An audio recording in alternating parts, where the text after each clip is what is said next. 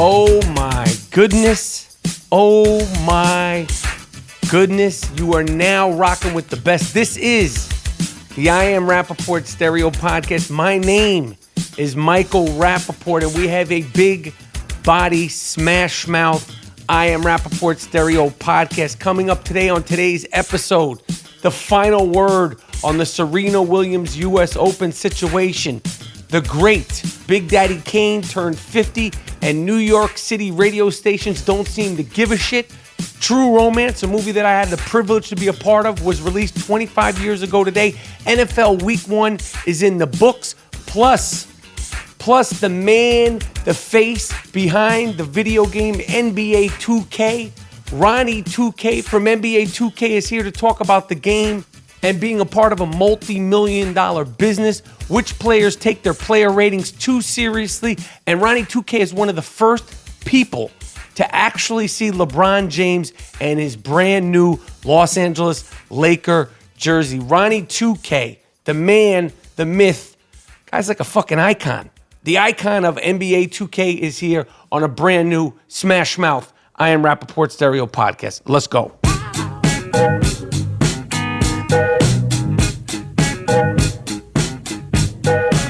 MyBookie.ag.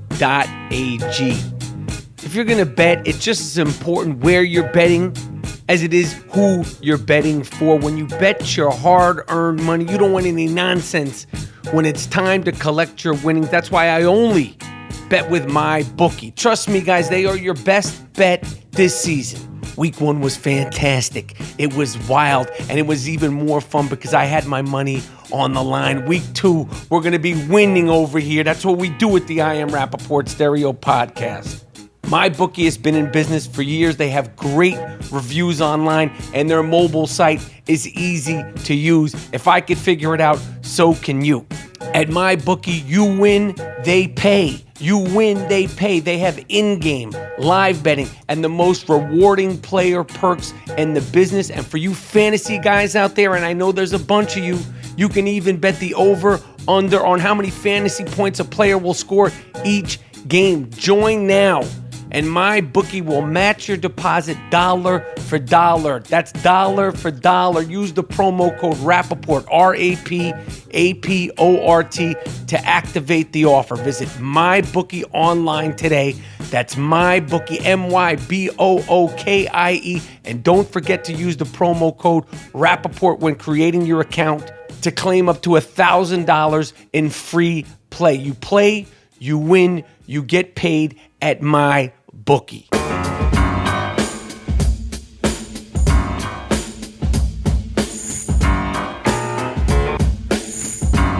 All right, we're back. Brand new I Am Rapaport Stereo Podcast. My name is Michael Rapaport, a.k.a. the Gringo Mandingo, a.k.a. the Human Phlegm Machine, a.k.a. Bird, a.k.a. the Jake LaMotta of podcasting. Back in New York City, I just flew in just now, literally just landed, picked up the golden microphones. Mr. New York is back in New York, and I can't wait to get down and dirty on this brand new NFL Week 1 is in the books. NFL Week 1 is in the books. This is going to be a great podcast. I don't know what to say. There's been so much shit going on. It's been non-stop. NFL Week 1 is in the books. Serena Williams lost in a very, very controversial final at the U.S. Open. As you know, she is one of my favorite athletes. G. Moody, whose last name rhymes with duty, is not rocking on this podcast. He'll be back later on in the week. Let's just get into this because this Serena Williams, Naomi Osaka final of the U.S. Open took on a life of its own. It was above and beyond tennis. Everybody knows what happened. Listen, Serena is she's one of my favorites. Like I said, we talk about her all the time. And I got to tell you, I've talked about this before. I grew up a pretty avid tennis fan because of my father, Disco Dave Rapaport, who up until about 5 years ago played tennis 2 to 3, sometimes 4 times a week. It was a part of my life from as far as I can remember. Being at tennis courts when my father was playing, and then playing with my father, watching matches with my father, Jimmy Connors, Bjorn Borg, John McEnroe, Ili Nastasi, Roscoe Tanner, Chrissy Everett, Tracy Austin, Martina Navratilova. I mean, I played tennis and all that stuff. I really, it's been a part of my life. So I understand the world of tennis. And let's not forget, tennis is an aristocratic sport. It was made for the enjoyment of aristocrats. It has not changed. It has not ebbed and flowed with the times. They still don't let the athletes emote. It's a tight-knit box. The French Open just banned cat suits from being worn by the women. And there's so many different things. Serena Williams, like I said, she's one of my favorites. She is sort of responsible for letting things get out of hand. Unless you've been living under a fucking rock. Serena Williams was in the finals against this young girl, Naomi Osaka, who's half black, half Japanese. Her father's Haitian. She looks half black, half Japanese. 20, obviously lesser known. She's a badass herself. She came out, she was focused. Serena, she talked very openly as her idol. She grew up idolizing. She grew up watching Serena Williams at the U.S. Open. Her father actually, sort of mimicked the Williams sisters' father, Richard Williams, and the way he, dealt with his daughter and coached his daughter and pushed his daughter. So she was like playing against her idol. She came out the first set. She was playing better than Serena was. She won the first set. The second set is when things got crazy. Now, in tennis, you are not supposed to get coached by your coaches. The coaches sit in the audience in the Serena Williams box or the Sharapova box or the whoever the fuck's box it is, and you're not supposed to coach. But they coach all the time, and the way they coach them, do hand signals, they do gestures. Sometimes they just straight up say things. So at one point, the referee warned Serena Williams that her coach, who after the match, this is important, after the match, admitted that he was coaching Serena, but it's done all the time. All the coaches do it. They do hand signals, they do gestures, they do claps. It's like fucking like a third base coach. They'll do, wipe the brow. It can mean, attack the net, stay away from the neck, change your serve, all kind of shit. It's done all the time. Everybody knows it. If you follow tennis, basically, you know it. So at one point, the referee, and Serena was down, gave her a warning for coaching. Now, she's obviously not coaching. The coach is coaching. It's a known thing. He gave her a warning. Serena was pissed off, and she approached the guy. You saw all this shit. This is what I want to say. As much as I love Serena Williams, she should have just let that shit go. She should have let that shit go, but she didn't let it go. She said that, she wasn't a cheater, and you're saying I'm a cheater. Then he wound up taking a point away from her because she slammed her racket. Okay, it's 1 point. It's nothing. Now, Serena wasn't playing as well as the other girl. The girl was playing better. The guy took a point away. Serena started getting into it with the ref, saying you need to apologize. Apologize to me. She actually said, apologize to me right now. Matter of fact, Miles, Jordan, play the audio from the Serena Williams outburst. For you to attack my character is something that's wrong. It's wrong. You attacking my character. Yes, you are. You owe me an apology. You will never, ever, ever be on another court of mine as long as you live. So whatever. She's talking her shit. She's allowed to talk her shit. She called the guy a thief. And then the motherfucker took away a game. So he took away a point, then he took a total game away. And this is where I have a problem. You can't let fucking referees in football, basketball, baseball, umpires, boxing matches, golf, anything. The U.S. Open Finals is probably the biggest tennis tournament in the world, arguably. If not, it's the top 3. It's New York City. You have the biggest tennis star ever. Serena Williams is a bigger tennis star than anybody. John McEnroe, Pete Sampras, anybody. She's the biggest tennis star ever. Collectively. Okay? You cannot let a fucking referee take away a game during the finals of the U.S. Open, especially not with Serena Williams, without giving her a warning. You gave her a warning, you took away a point. Fine. Serena should have held her fucking head like the champion that she is. That's where I can't defend her, because she should have held her head. It's not about you're not cheating. It's not about, you don't play the baby card. You don't play the woman card. You go, fuck it. I'm going to deal with this afterwards. I'm going to talk to the guy. He's never going to referee one of my matches. You have to control yourself. And this is coming from me, a person who has a lot of problems controlling himself. Okay?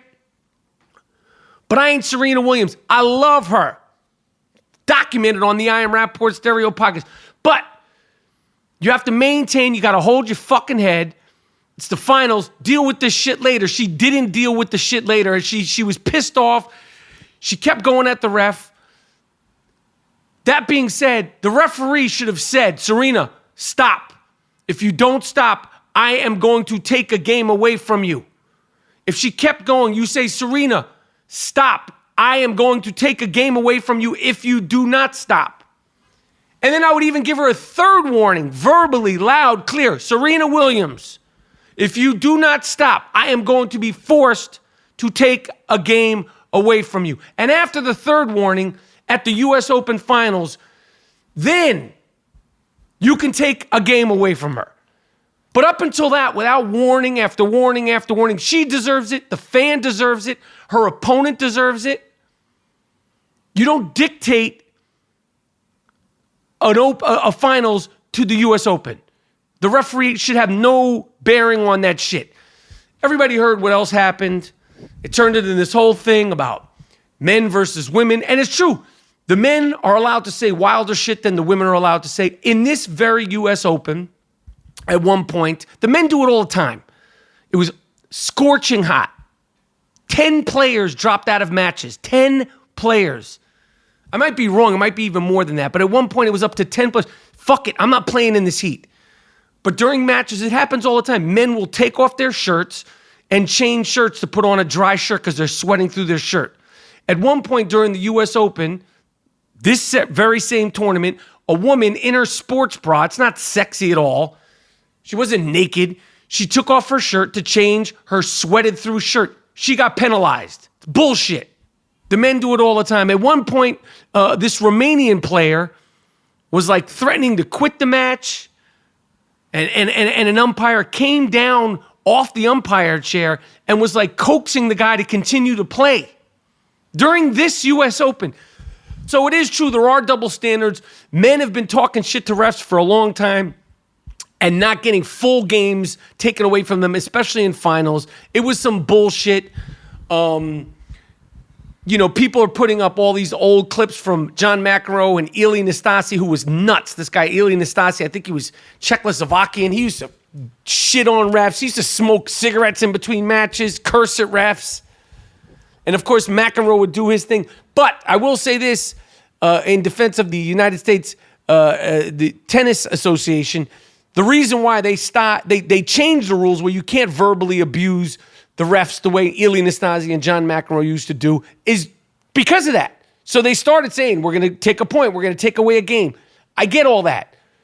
This turned into a whole race thing, although the woman, the young girl that Serena was playing is half black and Japanese. You could clearly see that. She's a beautiful mix of that. But then people saying that, McEnroe got away with this. This is 30 years ago McEnroe got away with it. And a lot of the clips that we're putting online were from exhibition matches where you could say whatever you want. It's not a tournament. They're paying John McEnroe to play Jimmy Connors, Bjorn Borg, Pete Sampras, whoever. So he could do whatever the fuck he wants. And part of the reason why they'd pay John McEnroe to play in exhibition matches is so they could see him go nuts. So one of these viral clips that they keep showing of him going nuts is in a match you couldn't kick him out. People came to see the match. People came to see him play. There was no tournament. Anyway, tennis needs to fix their rules. Golf needs to fix their rules. Coaching should be allowed. Shit talking should be allowed. You should be able to break your fucking racket within reason, like any sport. But you don't get an entire game taken away from you in a finals. Imagine some shit like that happened in the finals of the NBA. That's what the U.S. Open was. That being said, Serena, you got to hold your head. It's too much pressure being Miss America, playing for all the women who have children. It's too much pressure. No one can live up to it. The expectations are too high. I still love you so much. You're still a badass ass kicker. And, Serena will be back. And this young girl, Naomi Osaka, hope I'm saying her name right. I'm not fact checking. She's got a bright future. She's extremely shy. The whole thing turned into a big fucking shit show. And and the crazy thing is the next day, Djokovic, who won the men's final, everybody was tweeting and this and tennis this and tennis that. The same people that were tweeting this and tennis this, no one said a fucking word, these fair weather fans on Twitter. Listen, of course, Serena brings all sorts of people that could give two shits about tennis, but then people are sort of like, tennis this, tennis that. You never watch a tennis match in your fucking life. I did with my father. Okay? I did. Jimmy Connors, Vitas Gerulaitis, I saw it all. I Am Rapaport podcast. Speaking of fair weather fans, the great Big Daddy Kane, iconic, influential MC from Bedford-Stuyvesant, Brooklyn, 50 years old. 50 years old this week. As soon as I heard that Kane was 50, I started tweeting, I started Instagramming. I was expecting tribute videos, tribute tweets, and shockingly, from all these fair weather fans, all these so-called hipster fans, all these hip-hop aficionados, I don't see anything. But the thing that really pissed me off and just offended me was that the New York City radio stations, Hot 97 and Power 105.1, not a goddamn thing. I looked on their Twitter feeds. You must do something for Kane. You must at least, the great Big Daddy Kane from New York City, from Brooklyn, turns 50 today. We're going to play a little Big Daddy Kane suite of some music. Nothing. New York City radio, where hip-hop died. These radio stations wouldn't be in business if it wasn't for guys like Big Daddy Kane. You can't shout this man out on his 50th birthday. The same bullshit happened when Rakim turned 50. What the fuck is going on? See, this is what happens when New York City radio stations don't have anybody from New York doing the big shows in the morning. This is what happens. If you had a New Yorker on there, they would have at least said, we gotta stop the show. We're not playing the next Tekashi 6ix9ine song until we shout out Big Daddy Kane from Brooklyn, New York. Here's the Raw remix. Here's Set It Off. Here's Ain't No Half Steppin'. Big Daddy Kane, New York City's own, Brooklyn's own, one of the most... Without Big Daddy Kane, there is no Jay-Z. Without Big Daddy Kane, there is no Jay-Z. His style is so influential. Big Daddy Kane turned 50. Tweet this man. Instagram him. Big Daddy Kane. There is no hip-hop getting this far without Big Daddy Kane. You can see the influence all over. Ask Jay-Z. He'll tell you. You don't believe me? Ask Hov himself. So happy birthday, Big Daddy Kane. Happy 50th birthday, Big Daddy Kane. Miles, Jordan, let me get a little Kane right here. The man at hand, the ruler, school and teacher, reach the blind to find a way from A to Z and be the most and both allowed and proud to gain the reign and domain. Yeah, Kane! The heat is on, so feel the fire, come up the empire on a more higher level than death, one step beyond dope. The suckers all scope and hope to cope, but nope, cause I can never let them on top of me. I play them out like a game of Monopoly, let them speed around the board like an Astro, then send them to jail for trying to pass go, shaking them up, breaking them up, taking them stuff, but still ain't loud enough. So Mr. C, let the volume grow so I can flow. Now yo, choose cruise the family, slick Rick's a friend of me, and Dougie Fresh, that care, rest upon the enemy. short hair on after. Sing the name of myself, Lord and Master. Kanye West is done. It's finished. Finished. He's gone. He just put out a song the other day with Lil Pump. Some video that I think he thought was gonna stop the world. It was garbage. I don't even know the name of it. But the most disrespectful part of the whack-ass song that he put out in the whack-ass video is he has a lyric saying, "I'm a sick fuck." He actually has a lyric in his song saying, "I'm a sick fuck." Are you a fan of the I Am Rapaport Stereo podcast and not acknowledging the I Am Rapaport Stereo podcast? Do you not know by stealing the term sick fuck, you automatically become the sick fuck of the week? Did anyone else not hear him say, "I'm a sick fuck" over and over and over in that bullshit Pinball Wizard Okie Doke song that he put out? I was offended. Kanye West, you are a sick fuck. But not because you say you are, because I say you are, because you stole the term sick fuck from the I Am Rapaport Stereo podcast. Now, of course, I didn't make up the term sick fuck, but the sick fuck of the week segment is a staple of the I Am Rapaport Stereo podcast. And although I did not make up the term sick fuck, I did make up the sick fuck of the week segment. And I am probably the person who says sick fuck the most on a weekly basis because of that. So yes, you are a sick fuck, but not on your terms. I won. I win. You lose. You lose just like your new video. Trash. Whack. Hashtag sad. Hashtag boom bap. Where's the boom bap? Call up Kane. Put Kane on a song. That shit you put out with Lil Pump is trash. I Am Rapaport podcast. Young MC Mac Miller passed away. Talented dude. Young, 26 years old. Parent drug overdose. I like that kid. He was talented. I met him a couple times. Really nice. Couldn't be nicer. Couldn't be sweeter. Loved the Tribe movie. Talked to him about the Tribe movie. And just sad, man. Sad that a young kid like that, the drugs, the drug overdose. I mean, it's crazy. So salute Mac Miller.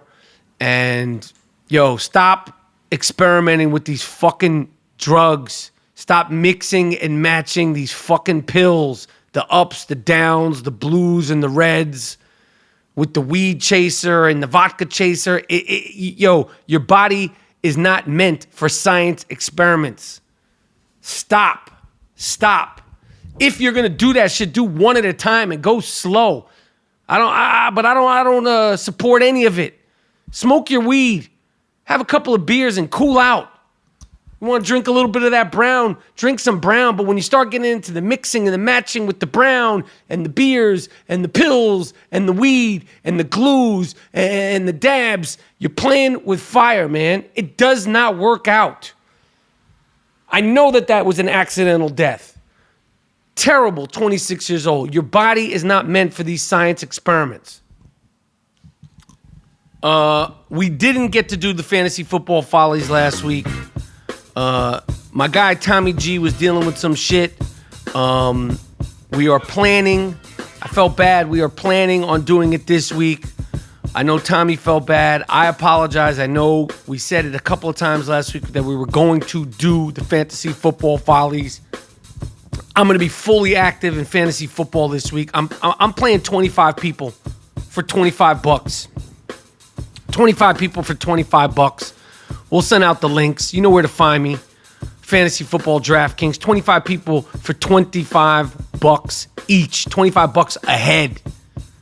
Okay? $25 a head.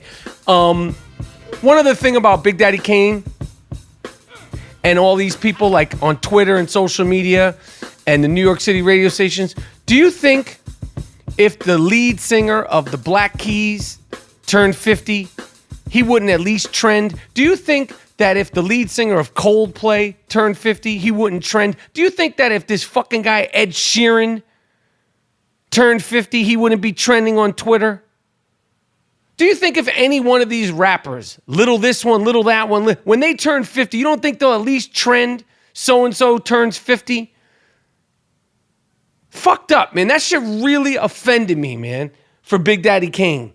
He deserves better. He deserves to be acknowledged. And all these so-called fans that talk shit and culture vulture and sit this shit to me. Where are you at on Big Daddy Kane's birthday? Where the fuck were you at on Rakim's birthday? Nowhere.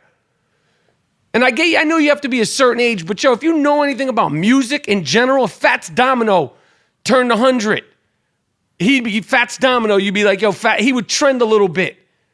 John Coltrane, Miles Davis, Sammy Davis Jr., Dean Martin. When their names, when they have like, it would have been so-and-so's birthday today. Frank Sinatra turns 100. Whoever the fuck it is. Neil Young. They would at least have a little shot on social media. Big Daddy Kane turns 50. He's alive. Barely nothing. Not even from like hip-hop fans. I'm like, come on, man. And then New York City radio. I don't like doubling back on things. When I go forward on a subject, I like to leave it alone. But come on, man. Ringo Starr. Big Daddy Kane is our Ringo Starr. Big Daddy Kane is Jimi Hendrix. Big Daddy Kane is Neil Young. He should be trending on his fucking 50th birthday because God forbid when these guys pass and everybody's throwing up murals and all that other dumb shit. Celebrate these guys when they're around. But back to the NFL. 25 games for at least $25 each. I'm gonna send out the links as it gets later in the week, and we're gonna do our very, very best to put out a fantasy football follies for week 2 with Tommy Guns, the Gunner, aka the Gunslinger. NFL shit, man. I'm gonna say this right now. I hate to say it, but the Patriots will be in the Super Bowl, barring injury. Every season, we start the season by going, will Tom Brady still have it? Will this be the year that he completely falls off a cliff? Well, based on week 1 of 2018-2019 season, no. He's not even on the cliff. He hasn't even driven up the mountain yet. First quarter, Tom Brady, Rob Gronkowski. I mean, it's like fucking clockwork. They played the Texans, who were spotty. My guy Deshaun looked like shit. Okay, Khalil Mack, they're saying probably had the best half that any defensive player ever had in a game. Chicago played Green Bay. Khalil Mack was completely upstaged because Aaron Rodgers wasn't playing good. He got injured, was carted off the field, came back, threw 3 touchdowns in very dramatic fashion and did what Aaron Rodgers does. He didn't fall off a cliff, and Khalil Mack is worth every single penny that he wanted to get from Oakland but had to get from Chicago. Impact defensive player. My guy, Brandon Marshall. Look to pick up Brandon Marshall as a wide receiver 3. He looked good. He was moving around, scored a touchdown, had about 14 points in fantasy football. Brandon Marshall is a Seattle Seahawk. Look to pick him up off of waivers. He was completely ignored by everybody, including myself, during draft season. Do not sleep on Brandon Marshall. Chris Thompson is a fucking savage. Redskins running back. Saquon Barkley had a very good first day. The Giants, that was frustrating. And Andy Reid seems to hate Kareem Hunt. Andy Reid, fuck you. What is your fucking problem with Kareem Hunt? The guy had a great first season, and then all of a sudden, because of his greatness, you stopped giving him the ball. Fuck your tricks. I love Tyreek the Freak, okay? But you need to feed Kareem Hunt. What's your fucking problem with Kareem Hunt, Andy Reid? Huh? I don't know if you got a mustache anymore or not, but you need to give the ball to Kareem Hunt. He's the first round pick for a lot of us. Fuck this running back, touchdown by committee, fake this, fake that. Feed Kareem Hunt. I'll be on your ass all year, you fat fuck. Andy Reid, you. You understand me? I will be on your fucking ass all season long. You're 2 clicks away from getting a fucking video rant. Next week, you better feed Kareem Hunt, you fat fuck, you. But it was a very good week 1. By the way, tonight, if you're listening to this today, September 11th. September 11th. Man, it's crazy. If you're listening to this today, I will be on the Colbert show, with Stephen Colbert, wearing the exact same suit that I wore the last time I was on the Stephen Colbert show around the same time last year.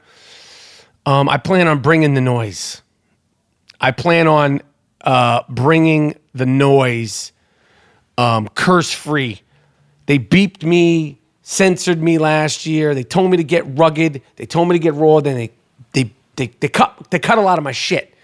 But this year I'm going to play it smarter. They want me to go full Dingo. I'll give it to them full Dingo. I'm going to be on Colbert the 11th, promoting Atypical. I know a lot of listeners of the I Am Rapaport Stereo podcast have watched Atypical. I get all the DMs, all the social media, all the Facebook. Although I am suspended, I still got my messages. I'm suspended off of Facebook. I got about 21 more days in the hole. But all the Instagram, all the Twitter, I appreciate it. If you haven't watched it, I would love to hear your thoughts. Don't be disappointed when I don't go full Dingo. It's a more calm, reserved character, but I think you'll love the show. I'm very proud of it. And you'll see me sniffing around the press tour coming up. It's crazy. 25 years ago, November 10th, somebody brought that to me. I'm not one of these people that likes 22nd anniversary. Oh, this happened 17 years ago. But 25 years ago, the movie True Romance came out. And somebody posted a clip of video from 1993 at the premiere of True Romance, like a minute-long clip. And you could see me in the clip. I'm like the only one who can't sit still. I was so hyped to be there. I had never been in a movie that big. And we had a premiere. It was in Hollywood. There were celebrities there. The cast was there. There were other celebrities there. There was so much hype around True Romance and Quentin Tarantino and Tony Scott and the cast and Christian Slater and Patricia Arquette and Brad Pitt and everybody. And when I saw that clip that got posted, I was just like, damn, 25 fucking years ago. I talk about that movie a lot. It was everything that it, you would imagine it would be. And the fact that people still love that movie and talk about that movie and celebrate that movie is it's not surprising because there was so much, working in its favor when we were making it. But it's definitely something that I really appreciate and, hope I get to make some other films that last the test of time like True Romance. But it's crazy that it was 25 years ago. I Am Rapaport Podcast. Alex Jones, you fuck. Is shutting you. You did something wrong, asshole. This isn't a conspiracy by the left wing and the Dems. You did something wrong. You made defamatory, discriminatory, mean-spirited comments, you fuck, and now Apple shut you down, you fuck. Good. That's what you get.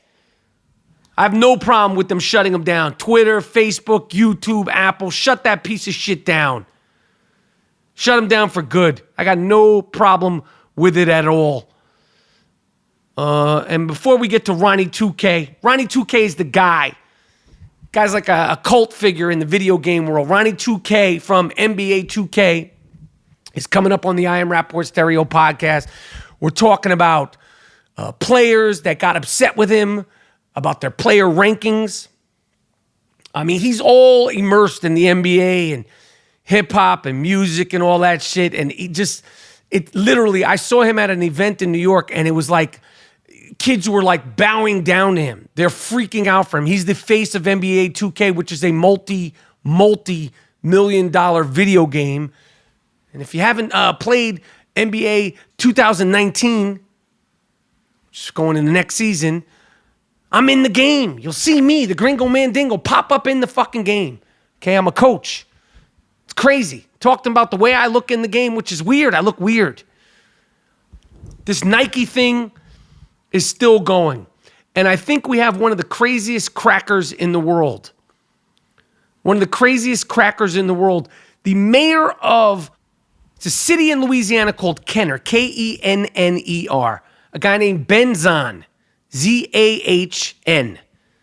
He's a white guy with absolutely no lips. The craziest cracker of 2018, maybe? Definitely top 5 craziest crackers of 2018. He has banned Kenner recreation programs, so let's say like boys clubs, YMCAs, local football clubs, from buying Nike products. In the town, the city of Kenner, Louisiana, this freak is so upset by the Kaepernick, Nike, Just Do It ads that he's banning Nike from being worn and purchased. Not worn, being purchased in the facilities of Kenner. This guy's fucking nuts. And he's a mayor of a city in the United States. Do you know that when you got guys like that as mayors of cities in the United States, it makes me think I should seriously think about running for some sort of office. Because if I had some good people around me, sound like Trump, get the best people, I think I could do a better job than this fucking lunatic. Zahn? Take this fucking guy. He shouldn't be the mayor of anything. He shouldn't be. This is insane. People are like I said the other day, usually with the news cycle today, 24 hours, 36 hours, at the most 72 hours a story. They happen so fast. That's why we're able to boom, boom, boom. I Am Rapaport Stereo Podcast. There's so much shit going on and on and on and on and on and on and on. Not Nike and Kaepernick. It goes right to the soul, to the guts of the racists in America. This has nothing to do with flag, not flag. Bullshit. You can't bullshit a bullshitter. This is, just say it. You don't want any black people kneeling in front of the flag. How dare these black people kneel in front of these flags? How dare they have the audacity to have a thought of their own? That's what this fucking Kaepernick thing is about. I don't give a shit about what anybody else is saying. That's the heart and the crust of it. Why are these black people kneeling? How dare they have the audacity to even have a thought of their own? They're lucky to even be making money in this country. This is what these crazy motherfuckers think. Period.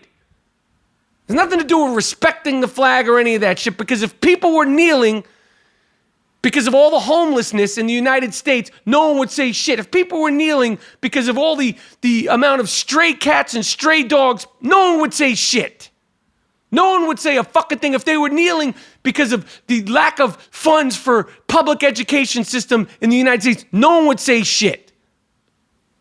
And we all know it. I Am Rapaport Podcast. All right, listen, I'm in New York.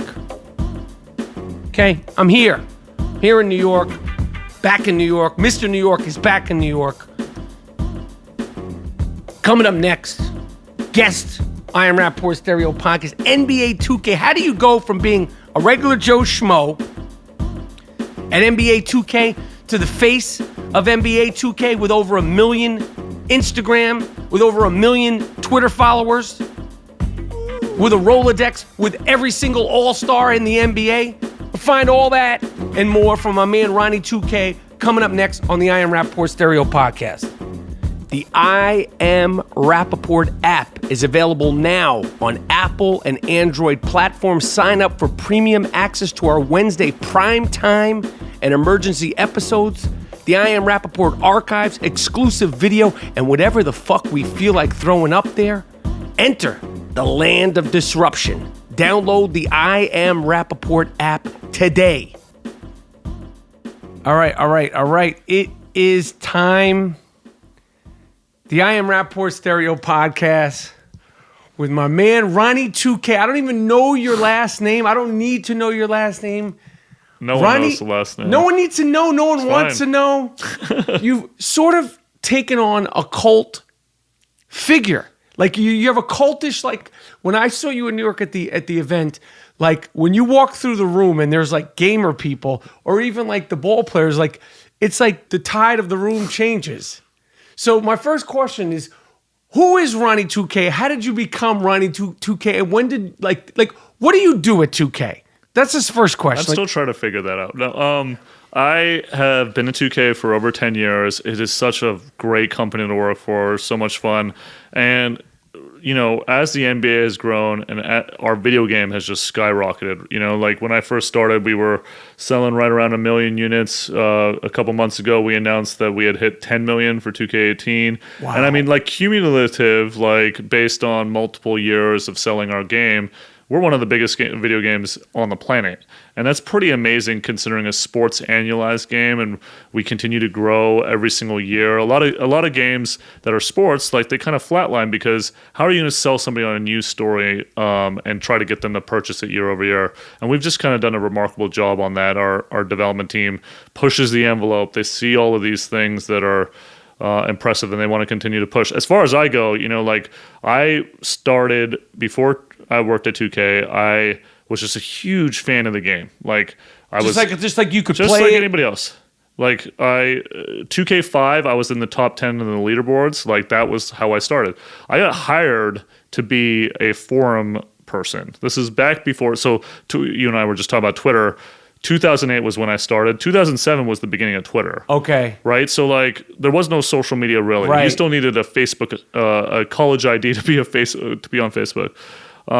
So, as social media grew, we saw a kind of a need to develop that. The NBA has done such a tremendous job in social media, so we've needed to do a tremendous job. So I kind of oversaw that department and what we're doing on social and digital marketing. And then this role kind of just happened, you know, like I was the age of a lot of these basketball players coming up. I related with them on so many levels, cars, girls, clothes, you know, like, and I think it just kind of naturally happened. There was a kind of a breakthrough moment when we had Michael Jordan on our cover for NBA 2K11. All of a sudden we had celebrities at our party and it was like, whoa, what is going on? And did he bring in the celebrities? Yeah. I mean, having a guy of that magnitude, he is the GOAT, right? Everybody just had to come to that event. All of a sudden we had celebs and everybody's like, we need to get content. What is content, right? Like back then, you know, everybody was trying to get content. And so they're like, here, Ronnie, take a microphone, go interview these guys. You're probably closest with them.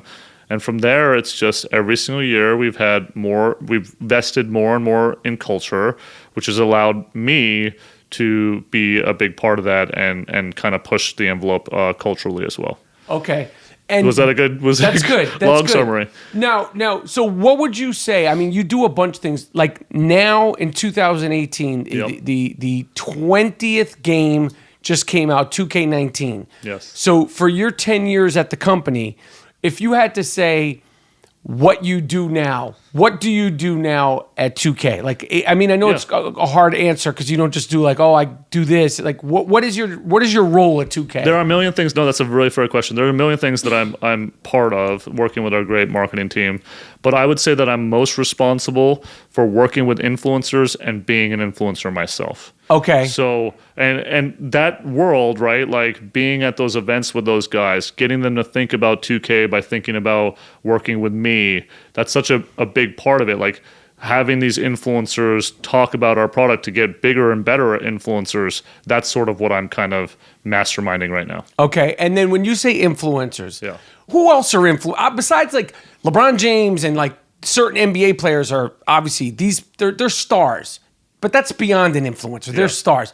Who are some other influencers? You're an influencer. I'm an Mr. influencer. Rapaport. Okay. No, but you understand the reason I actually point out you is because in the basketball world, the people that are talking basketball, that when you think of basketball, you immediately kind of mentally go towards them. You know, like we scanned Travis Scott, Quavo, and Lil Yachty. Why did we scan those guys? It was because they had such, like, Quavo, 21 Savage and Lil Yachty bet on a game of 2K. They bet like $18,000 and one of them lost. On a 2K game. One game of 2K18, right? Playing against each other. Who won? I believe 21 Savage won because there was a huge article about it. Then, you know, like Drake and Murda Beats, right? Murda Beats produces all of these guys. Why do we work with him? They made Nice for What, the number one song of the summer, playing 2K. There was huge articles. Like, that's actually how they curated that song. That's what we think of as an influencer. And then who are some other lesser known but big influencers besides, like, again, these guys are stars, like, you know, like this person or that person, like this person on Twitter, that person, like who are some of these other people? Like, if you say your top 3 people that are not stars, but they are influencers that have like a voice specifically in 2K. Yeah, we have some great YouTubers, and even those guys have kind of grown. Like when we first started doing it, a guy like Chris Smoove, Chris London, now they're NBA influencers, but they started at 2K. You know, they had 10 to 100,000 followers. Now they have over 4.5 million, both of them, and it's unbelievable. They've had that. All they did was play my career and narrate it with some personality, and kids started watching it. You know, like Chris Smoove visited us right around the time that you were in the office last, and I took him to In-N-Out, and both of us were getting swarmed. And this did you ever imagine? This guy didn't even want to be on YouTube. Like, he didn't want his face on YouTube. He just wanted his voice on YouTube, and now like when he's playing a game. Yeah. He's narrating his career. He never put his face on there. The only reason he ever put his face on there is because I believe his PlayStation wanted him to do a gig with James Harden. They were like, of all the people in the world that we could put in there, we're gonna have you and James Harden play. Right. That's putting him on that same platform is kind of amazing. We're trying to do that the same. This whole influencer thing where we scan guys like you, but also guys like Yachty, but then Chris Smoove and these different sects of the industry. It's because we feel like somebody is going to relate with each of those buckets, and influencers love talking about themselves. So for them to get the opportunity to talk about themselves in 2K is great for us. I got you. Did you ever imagine, like you say, you like that you'd become a celebrity from this? Like in your wildest dreams, like when you're like just into the game and like 10 years ago, and now, like I say, like, you know, when I was at this party and like, you know, Instagram, like, you know, did you ever think that this? I mean, with social media, it's like everybody could sort of have some sort of celebrity. But did you ever like think like this is what it was going to turn out to be? No chance at all.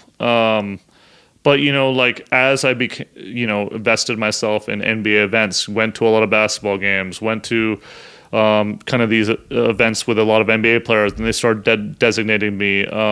It sort of was natural. I definitely didn't see it, but I definitely did see the growth of our brand, because I always saw a quality game that was so innovative in a way that other games weren't.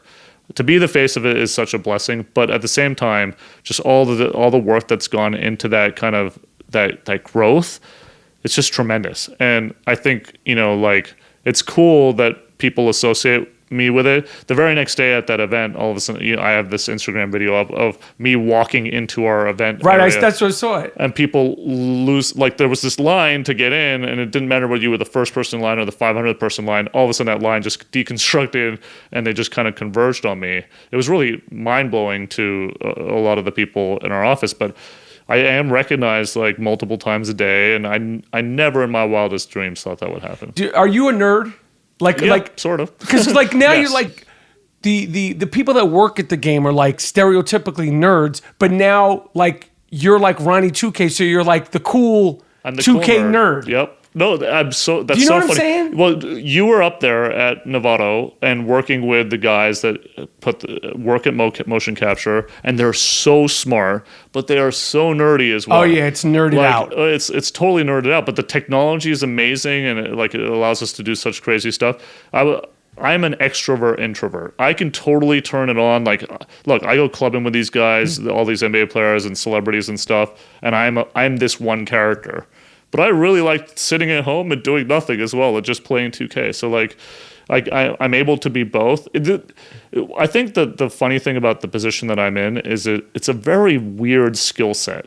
You gotta like be in control. You gotta be passionate, but not overly passionate to the point where you're gonna spout off and say something dumb. I mean, when I have that platform and I am the face of 2K, there are so many things I could do that would be bad that I've just mostly avoided. Are you afraid that like by putting it in right one tweet and it's over? Right, in this day and age, one tweet and it's over. I mean, there's so many things you can do. It's the political climate that we live in. Right. I don't touch politics, and look, to be honest, smart. I'm not even interested in politics. But you're better off not. But there are so many people that could have my exact same skill set, but then also be passionate about politics, and that guy's gone. That guy would not have lasted. So it takes a very, very unique set of skills. And it also takes a heck of a lot of work. Like, I am always on the road. I'm always trying to figure out ways to sift us into other conversations. Like, here's the thing. The biggest thing about our product is there's only so many basketball fans in America, right? Like, we are going to reach that cap. That's inevitable. But international growth is huge. So, I was in Greece. We introduced Giannis in Greece, in his hometown this year. That wasn't an accident. It was because we're trying to develop a market there. And then a lot of my focus now is in fashion, hip music, culture.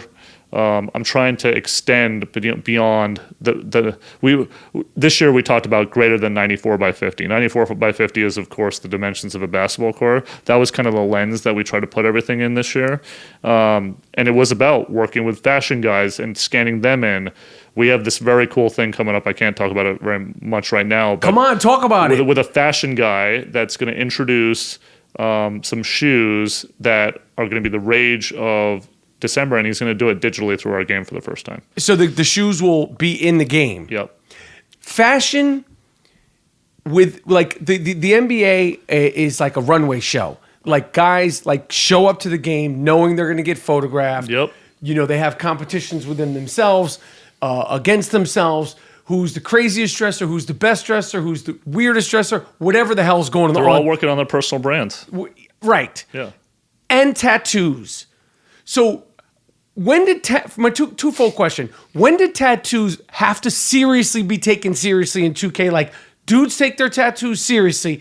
You show they want the tattoos detailed in. Like when did you like this have to like become like part of the game? I have a funny story about that. There are so many players that show up to get scanned. So we do it. We take that scan rig, the thing that you walked in with all the 144 DSLR cameras. We take that on the road, and right. we're getting second year guys that we've missed, and then mostly the rookies and we also do it at Summer League and some places where the rookies are.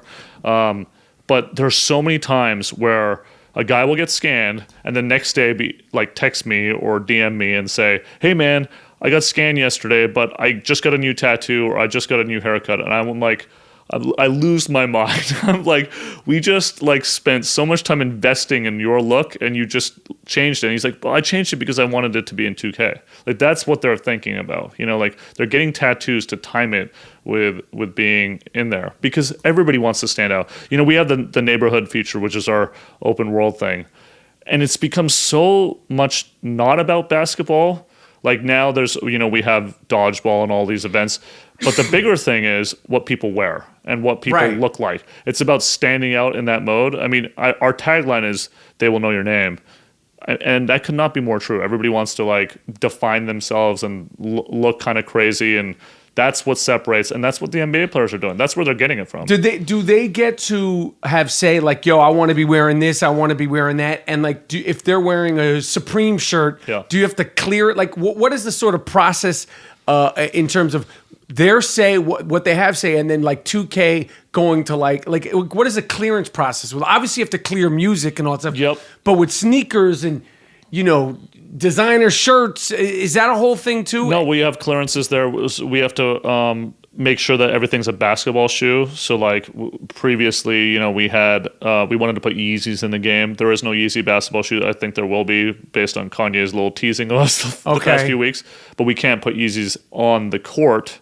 We can put them in like neighborhood type experiences. Same with clothes. We do physical drops. I just signed Don C as one of the influencers. We'll probably put his clothes in the game in the coming months. But we also want that phenomenon of limited runs, right? So this weekend, for example, we're releasing short shorts. And like this is the only weekend you can get them. What do you mean in the game? In the game. If you miss this weekend, you're SOL. Like you're not going to be able to get them. We do these drops all the time. With the designers, we have some things planned where it's a limited run. It's just like, look, if I go on Saturdays, the sneakers app, it's got the newest Off-Whites, right? If you miss them, you're out of luck. And we're trying to kind of be authentic and create that demand. But it's digital, which is kind of silly as well. Like we could make 1 million digital items. I got you. We want that urgency. We want people to literally think that they have to be in our game all the time. And they literally, is it true? Like if they don't get the whatever drops, no more. That's it. That's gone. What players are the most particular about? Ronnie, you got to put this, you got to put that. What are the guys that you've dealt with that are like really caring about it? I'm sure there's a bunch of them. Who would be your top 5? Last year, I had over 200 people. Like think about what other brand could do this. We had 214 NBA players put out their rating by asking for. So the mechanism we do it is I do a call out. Hey, NBA player, if you want your rating, come DM me. I'll give you your screenshot with your rating. Last year we had 214 players do that. That's damn near half the league. It's incredible. There's no other brand that could kind of facilitate that thing. And then all of those guys, as soon as I send them their screen, they're like, oh, I just got this new tattoo, or I just got this new hair. When I say it's literally everyone, they really, really care. I had DeAndre Ayton, the number 1 NBA draft pick this past summer, on my stream on Thursday night. And he was like, honestly, being in 2K is just as big as being in the league. Right. He said that on the broadcast, which is so authentic, but at the same time, I'm like, are you crazy? Like, it's part of the dream almost now. No, it's you grow up dreaming NBA 2K. It's 1A and 1B. That's what it is. And then I thought about it a little bit more, and I realized the kid's about to turn 20. This is our 20th anniversary. His whole life. He doesn't know anything different. He doesn't know anything better, right? So it's wild. Like some of these stories that we hear. Now your phone. Out of the 24 All-Stars, do you have all these people's numbers on your phone? I have at least 18 of them. At least? Who are the other 4? You could get it. Can you get in touch with them like that? Some of the oldest. Oh yeah, for sure. You should see who's texted me in the last week, and it's not just NBA players. It's also the who's who of Hollywood and hip hop. Like today, for sure. That's crazy. Today, I've had Travis Scott call me, Quavo call me. Who else? I had Katie call me like 4 times yesterday. What did Katie want? He's a friend of the I Am Rapaport Stereo Podcast. Podcast. He loves you. That's my guy. He wanted VC. He didn't, for some reason, his shipment didn't show up, his postal shipment. So like he wanted codes, and then he wanted his head in the neighborhood. It's really pretty wild. So okay, just today I've been texted by Caleb from Stranger Things, Boy Wonder, Quavo, Lil Yachty, Harrison Barnes, DeAndre Ayton, Shiggy Show, Chris Brickley, Travis Scott, Ryan Hollins, Paul George. This is just today. Yo, fuck Adrian Wojciechowski. Like you could seriously like start like a whole like trading. Your knee hurts. I had a lot of insight into the Kyrie situation last year. I knew things that you wouldn't believe. I mean, again, a lot of this whole thing only operates because they trust me and stuff like that. But it is pretty wild, like some of the stories and some of the things. And sometimes you hear things in the media and you're just like, that is complete BS. I know it's BS, but there's very few people that have this cross section of context. And I'm super lucky that I have that, but it's also been, come out of friendships and nurturing the relationship and doing all of that. The player ratings. This is something that like Twitter all the time, Instagram. How does the player ratings how do they get attributed? Is that Yeah. the right word? How do they get distributed? How do they get figured out? Okay, so I don't do that, which is the biggest thing. Like, I don't actually work on the ratings at all. I can definitely offer some advice to the guys that do, and I like usually what happens is an NBA player will build up a case and be like, "Look, I had this free throw percentage. I just dealt with this with Andre Drummond. He's like, my free throw percentage went up a ton last year, and it did. He was right." And he's like, I think my rating should be better in that attribute, which would make my rating better overall. And he was right. So, we did some tweaking. But day to day, I mean, there's 400. We dynamically change it every single day. So it's a massive, massive task. But when it comes out, like when they announce it, like all summer, it's been this one, that one, LeBron's, Russell Westbrook, Kuzma. There was a few people that were like, what? How does it? Is it all stat driven? There's about, I think it's like 31 mini attributes, and it's both tangible and non-tangible things, but they're all based on reality, right? So there's like mental IQ, there's mental stuff. How do you define that? I think it's a lot over the reputation and some of that time. It's not fluffy, but at the same time, like, what are you doing IQ wise on the court?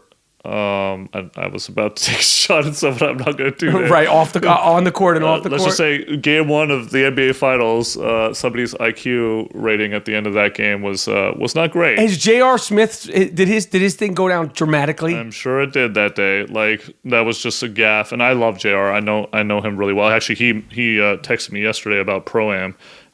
He's such a great guy, and like that was just one of those things. I actually get where he was coming from, but on TV, man, that looked bad. I mean, that took on a life of its own. It did. I mean, were you at that game? I was at that game.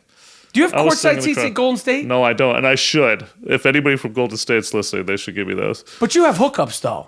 No, I mean, I have season tickets, so I love basketball. I actually buy my own season tickets. I know it's very hard to believe. For Golden State? For Golden State. I mean, they're my local team. You're not on the court? No. I thought I saw you on the court. That one day. I do a lot of stuff for them promotionally. Like that night that I saw you. We got to get you on the court, man. We got to fix that. But I was doing something for Make-A-Wish the night that I saw you. Oh, okay. Yeah. So their staff is world-class. Like their organization's world-class, which is why they're doing so well. All right. No, but let's work on that, though, if you can help me out with that. Yeah, man. Yeah, I just want to come to a game or two, maybe 3. But the player ratings. Who else was like, yo? Well, you saw Kuzma's reaction. You brought that up, right? That was true, right? He looked upset, and he was really upset. You know what's funny? Blake Griffin wrote, like, when I gave him his rating, he just sent me a DM question mark, and then he went out on Twitter and he said ... and he put out the rating.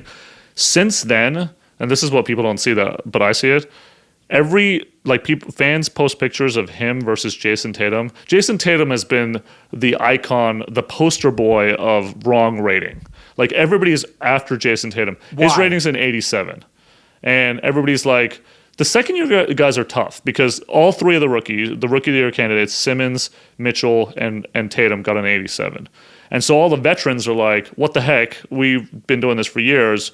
You got to put us at that level. And then all the young guys are like, wow, that happened really fast, right? So that Tatum has been especially controversial because his season stats, I think he averaged 13.8 or something like that. His numbers were not that great, but he had a heck of a playoffs, and he had the ascent, late in the season. He got more minutes, and that's why his rating's so high. But every picture there was a lot of them. Blake Griffin versus Jason Tatum. Blake Griffin's an 86, Jason Tatum's an 87. I think Blake averaged 21.6 or something like that. He liked every picture that was like, why does Kuzma have a better rating? And I'm like, dude, you're Blake Griffin. Why do you care so much? But they do. It's another badge of honor. I really think that some of these guys equate it to like an all-NBA team or... No, right. I know that sounds wild. No, it makes but they sense. Legitimately do. They seriously care. They seriously care.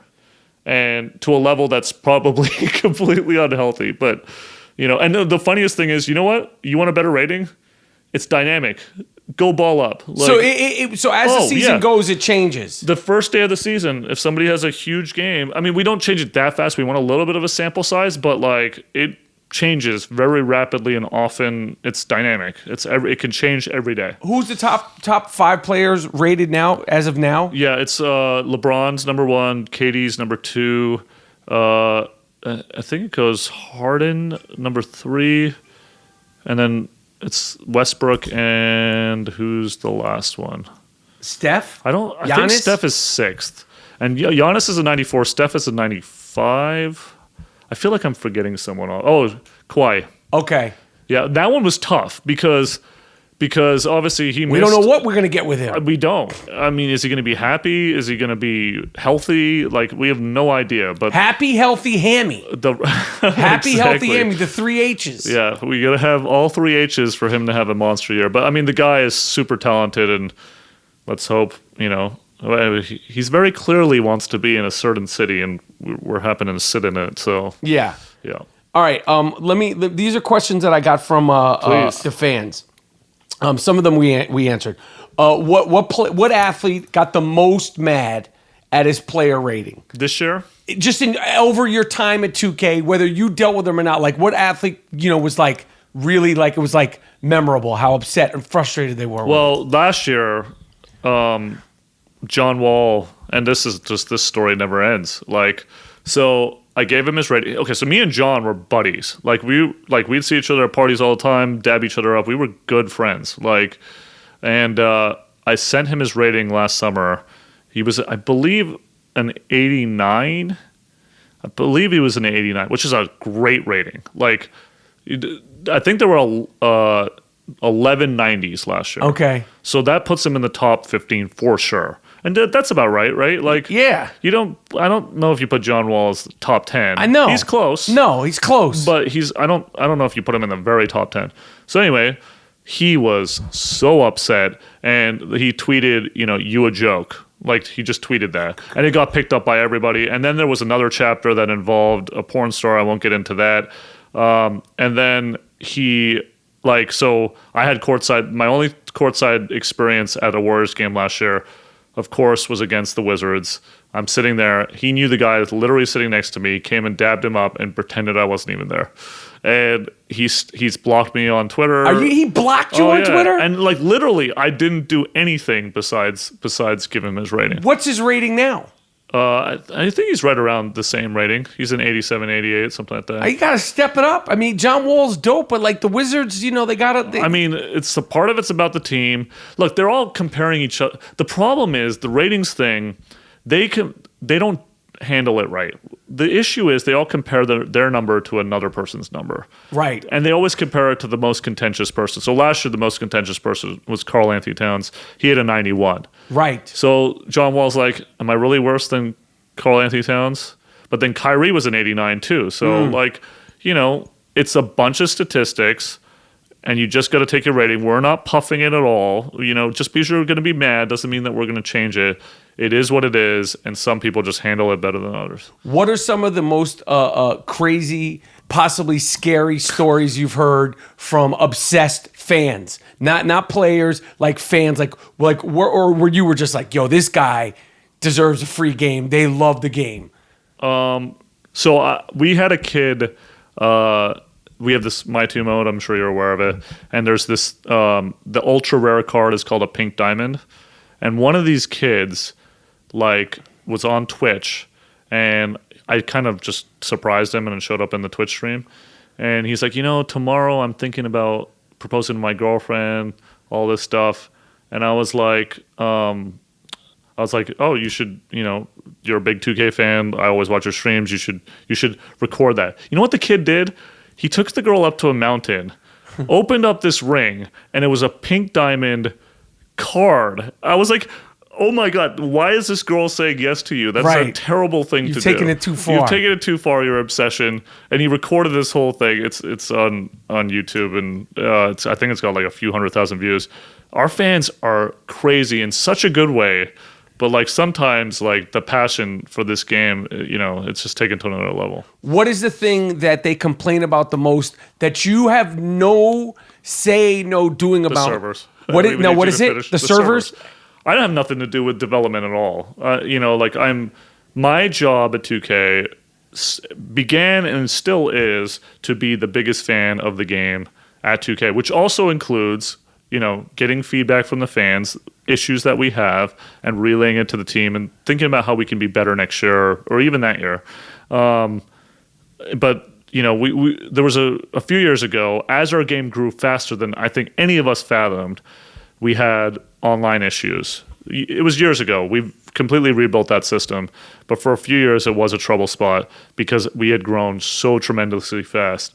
And I always got there was a hashtag blame Ronnie, like that was literally a hashtag, and but I have nothing to do with any of the development stuff. I'm obviously a contributor, and the development team and I have such a great chemistry. Who can you throw under the bus at your company? I'm not throwing anybody. Like, is there another person like 2K Jack or 2K Frank or 2K Mike or 2K Alfie? No, You're like, just fucking 2K tweet them. Leave me alone. Blame 2K Alfie. Okay, No.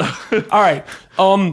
How long does it take? We're in 2K19 now. Yeah. How deep into 2K20, which will be the 21st game, are you now? Like, how far in advance do you have to plan? We've already started working on it. Like most games, bare minimum, even annualized titles take 14, 15 months to develop. Because, and especially at the pace that we go, and I know I keep complimenting them, but our development team in the summer, literally, and you saw some of this, 20 hours a day, 7 days a week. They sleep at the office. They are grinding all summer long, but they're working now on 20 already. I mean, all this art design, it doesn't just miraculously happen. It's definitely put in, designed in the brains of some exceptional people, and that takes time. So it's already begun. Obviously, we're still, making tweaks and fixing 19 on the fly as well. But we're already, thinking about 20. We have some very, very aggressive plans, especially with our career mode. Give me something, Ronnie. Give me one of these plans that send the gamers into a free fall. I think we learned a lot from this year. Like the neighborhood last year was the open world. The first time we did an open world, right? And all these guys are living in a town together. And this year we added a lot more elements that were outside of basketball. I think next year you'll see like even more kind of integration into the story stuff, which you were such a big part of it as one of the actors. I just think that that's going to live together a little bit bigger and better. But again, it's so early that specifically it's very tough to talk about. But just conceptually, I think you're just going to see a lot more connection there. And then at what point do you start deciding covers? Like obviously LeBron this year is a no-brainer. Actually, let's talk about that for a second. LeBron, look, you could put him on the cover every year for the last 18 years, 16 years. 16 Literally. Years, sorry. Every year we could have put him on the cover. What a masterful stroke to do it this year. The guy... When did it get decided? Was it after the playoffs? No. We have to kind of think about that stuff even before the All-Star game, which is tough for us because, look, there's a lot of production stuff that goes into making a cover and getting it at retail and all that stuff. There's a lot of planning. Video games is a very, very, very big business. The revenue, it's wild how much money is involved. Our partnerships, everything that's involved in it, the PR of it. So there's a lot of there's 400 people that work for us, even though I'm the face and I get all the praise and the complaints. I work with some exceptional people. But to talk about LeBron specifically, Shut Up and Dribble, all the stuff that he's been involved in with the production, things, and there could not have been a better year in the last 10 years of LeBron's career than this year to put him on the cover. Yeah, I agree with the Shut Up and Dribble, with the playoffs, with the school. Yeah. And then the trade. Yep. It's crazy, like that would be the third thing because there's been so much LeBron and it's been all positive and so impressive. Now, did you notice how back in February when we started working on this cover that somehow he still didn't have a jersey? Well, you guys were sort of planning. Of course we were. Now we made that mistake last year. I don't know. I've had one tweet get over 100,000 retweets, and it was one word. It was whoops. Last year when Kyrie got traded to the Celtics, I just put the cover out and I said whoops. Because it was too late. It was 11 days before our game came There's out. no changing the trade. it. No, you can't do that. We did change it. We did change it a few weeks into this. In the game. Well, no, at physical retail, which is not. for like the next pressing or whatever. Yeah, so like the next print went to retail, and Kyrie was in a Celtics jersey. No, but the first covers he was in a Cavs jersey because it was 11 days before our game came out. There's going to be a religious experience in Los Angeles the first time LeBron James takes the court in his Los Angeles Lakers jersey, in his uniform. Like, I imagine Laker fans, it's going to be literally like a religious experience. It's going to be like something you've never seen. Are you a Lakers fan? I'm not a Lakers hater. I like the Lakers. I love Magic. Yeah. And I like a lot of these players on this team. So it's not like one of my teams that I rant about. But can he be embraced on the level of a Magic or Kobe just because he didn't start there? I'm going to tell you something. He might not be embraced in the history of it. My years in Los Angeles and being around celebrities and being around hype and Star Wars release and this movie release and Leonardo and the Titanic, I've never seen, and social media adds a whole other layer to it. Especially with the way that the NBA has handled their social media. I've never seen such a frenzy about a star, whether it's an actor, whether it's, Madonna, Michael Jackson, Prince, like just call him a star. Unbelievable, yep. In my years of Los Angeles. So I think, listen, being embraced, he wins that title, they don't care where he's. It doesn't matter, of course. But when he comes out in that jersey, it's going to be people, Laker fans, who are in that Staples Center. Like the last thing that was like that was like Kobe, his final game. Oh, yeah. So when he comes out, now there was a tweet picture of you standing next to him when they're getting the photograph, and you saw him in his Laker jersey. Well, that wasn't just him in the Lakers jersey. That was him in the Lakers jersey for the first time ever.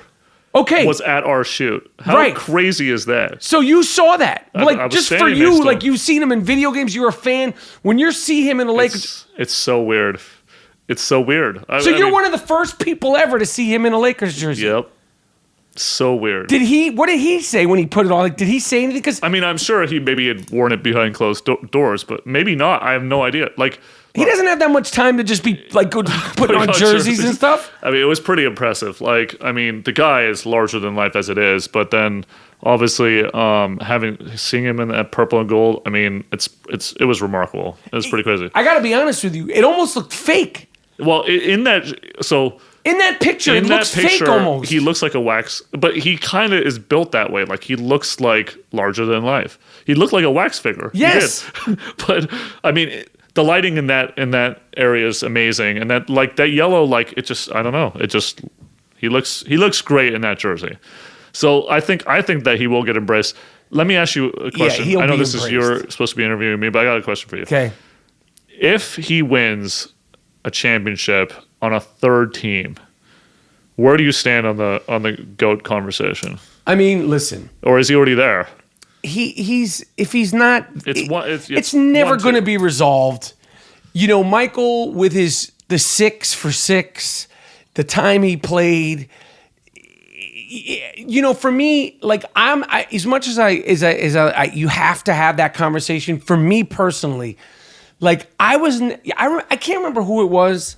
I think it might have been Michael Jordan. It might have been Charles Barkley. It was in the 90s when I heard an athlete say, well, this is my team, or, it's my team. And I was like, growing up, you say there's no I in team, right? Yeah. And I remember like hearing that, like hearing a player refer to it as my team, it's my team now, or maybe Barkley was saying, it's his team now. And I was like, as a kid, it's against everything that you're taught in team sports. Yeah. So now it's LeBron did that a lot in Cleveland last year. A lot. He's done a lot, but even before him, I'll blame LeBron for a lot of things. You know what I mean? I'll get on, but so for me, when you talk about a team sport, like obviously you say Michael Jordan's the GOAT, whatever, but the rules are different, the time's different. Whether he's the GOAT or the second GOAT or he's something. It doesn't matter. He's some sort of GOAT. He might be not the number one GOAT, but he's definitely like a GOAT at the front of the GOAT cage. Yeah. If there's GOATs at the thing, like he's the GOAT herder. Like his playoffs last year was so nuts. And that team was pretty bad. The Lakers are better than them. The Lakers are better than them now. So I don't know what people are talking about. Like, oh, it's the West. No, they're making the playoffs. 100%. Making the playoffs. I think they're going. I think they're going to be a 4 or 5 seed. I don't care what seed they are. Yeah, it doesn't matter. They're going to the Western Conference Final. That's my prediction. Well, I mean, it just how the tournament lines up. If they get a 4 or 5 seed, they're facing the Warriors in the second round, and then they're going to be in trouble. But I get what you're saying. I mean, they're going to be formidable. But just general basketball, because you know so much about it. Obviously, Lakers, Golden State. If we have to say right now, based on what we know, what are your 4 teams from the West? If you're making a pick just on everybody's healthy, everybody makes it through the season, what are your 4 Western teams? I think no doubt it's Warriors, Houston, and OKC. The 4th team becomes a little tricky, and I guess then you have to take LA. I mean, right around that pack, but a little bit outside of it. Definitely Utah. Utah. No one's discussing them. Something's wrong with Minnesota. I don't know what it is. I agree. Something's wrong with them. That's probably about it. Am I forgetting anyone? No, that's it. And then in the East, what are your predictions based on everything we know? I honestly think the Celtics are going to run away with it. I really do. What happened to Philly? I don't think it's going to be close. Philly, so I think they're still going to have some they're still going to have some problems with outside shooting. Like, I know Redick is key to that team. They just got a lot of guys that are ball dominant and inside. So I don't know. I'm a huge fan of Ben Simmons' game. I hope he develops a shot because he could be one of the best players in NBA history. I really do. Yeah. That guy gives me so much grief about his rating. Oh, my God. Like, literally last year he was like, I'm not playing your game anymore. I'm going to go play Call of Duty. I'm like, over a rating? Like, again, just go fix it. But he's an 87. Every time he texts me, he says, hey, this is Mr. 99. Every time he texts me. I ran into him at a club a few months ago. He's like, literally, he could have been talking about anything, but he's like, Oscar Robertson, Magic Johnson, Ben Simmons. I was like, what are you ranting about? What are you talking about? He's like, most triple doubles as a rookie. And I was like, this is what you want to talk to me about at a club? Like, seriously, there's all these hot women around, and that's what you want to talk to me about? Okay, that's fine. That's good. All right, Ronnie 2K, you have a cultish status. We're going to work. I say we're like I have any say. We're going to work on getting the courtside season tickets for the Golden State Warriors. I'll be visiting you for that for sure, especially if I push it over the top. I appreciate you coming on the show. Of course. I'm proud to be in the game. I love the game. I mean, I'm trying to still figure out how they like. You had a humongous role. Yeah. That is a big role. I mean, what has the sentiment been about your specific people love it. Some people are like, the thing about Twitter, it's like, but in general, in my world, people trip out off of it. I played a role, right? But I think next year, I think I have to play myself. Well, okay, I got to ask you a question. You are a massive Hollywood success, but how was the production of Career? Because it was great. So it was weird. I do scenes every year. This year, so what do you think of your own acting? How would you rate your own? Suck. What would you do with your acting rating? So by the way, I've actually done some shows. So I had a mini thing, and now, actually, we should probably talk about this. I'm getting approached for TV things. So I did a little thing for Ballers on HBO. I did a small little cameo there. I'm in a movie that I cannot talk about. I wish I could because it's anyway. I'm not going to talk about it. You already did it? No, did you sign a non-disclosure? I'm hoping to do it. We'll talk about it after. Okay. But I have things coming up. That Big Bang Theory. I can see you in that. Yeah, as a nerd. Yeah. Who would have thought? But anyway, when I did my scene this year, I walked out of the scene. I nailed the scene. First take, nailed it. So you said. Except the problem, no, I did. Okay. They were like, wow, that was amazing. Because the problem was I had to do it 8 times afterwards. Yeah. Because I did so well the first time and then screwed up every other time after. But the first time, perfect, right? Except on my way out, I walked through the elevator. Literally through it. And everybody's like, how'd you do that? It's invisible. You're supposed to stop, push the elevator button, and then walk out. I'm sure you remember that. But it's all an imaginary set. That's the thing that was cool. I've never done a CGI movie I know they've done all sorts of movies where and that was, I mean, It's all imagination. You should take my outtakes. I told you, like, if I know you got a lot of things, to watch them. Yeah, but the outtakes, like, they should, because I was like, what the fuck is going on here? They're like, you're eating a hot dog and you're drinking a beer. I go, well, where? They're like, no, Where you are just got a they? gesture. Yeah. And it took me so, like, at one point I thought Ashton Kutcher was going to come. I was like, I'm being punked. Like, I kept saying, like, what is going on? Like, this is like, what is this? You know what I mean? Because I had never done it, and I had like a day to do all my stuff, and I was like, what is this? Like, Dude, they gave me a box which was supposed to represent a cell phone, and they're like, "You're holding it backwards." So I'm like, "How the hell am I supposed to know?" It's hard to get used to. I mean, the cool thing about it is that you could do anything. Yeah. But I mean, the people up there and the whole thing was cool. But like, I kept saying, like, where's like Johnny Knoxville or like who? What are you're on these $1 million production sets. Yeah. And this thing is built out of like It looks like a joke. It looks like a joke. It does. But that's how they shoot like Planet of the Apes and stuff. That's in the game. That's all you need. Yeah. So imagination. I mean, it was cool, but it just definitely takes a. We had these huge actors in there: Anthony Mackie and Aldrich Hodge and Ginger Gonzaga, and obviously you. And I always am so like amazed. Like, you guys are so used to it one way, and we're trying to get you to do this CGI thing that's built on basically nothing. Nothing. And somehow it feels like a joke, and then they plug you in, and you're doing jumping jacks. Did you see the end of it? And you're like, wow. it's crazy. So it was cool, but I definitely you're gonna have to do it again. I'll do it. Maybe I do it with the broom this year. Yeah, I come with the broom, and you know, and I go up there and harass Cleveland fans. All right, Ronnie 2K, I appreciate you joining the I Am Rapaport Stereo podcast, and you know, keep doing your thing. Yeah, you too, man. Continued success. Right. Thank you. All right, I want to thank my guy Ronnie from NBA 2K for all the insight, all the information. Ben Simmons, my man, you played one season. Okay, you're the rookie of the year. Stop complaining about your player rating. I Am Rapaport Stereo podcast, the best in the business. Mr. New York is back in New York. I want to hear what you guys think of Atypical. If you're listening to this today when we dropped it, September 11th, and I don't even need to say what that day means to this country, to the world, to New York. Spend a moment pondering that and hoping, wishing, praying that something like that never happens again anywhere in the world. The way Manhattan was attacked 17 years ago. And that's it. It's I Am Rapaport Stereo Podcast. Thank you, Ronnie. I Am Rapaport. You know where to find us. Miles, Jordan, take us out of here with a banger, with a smacker, something real nice. I'm out.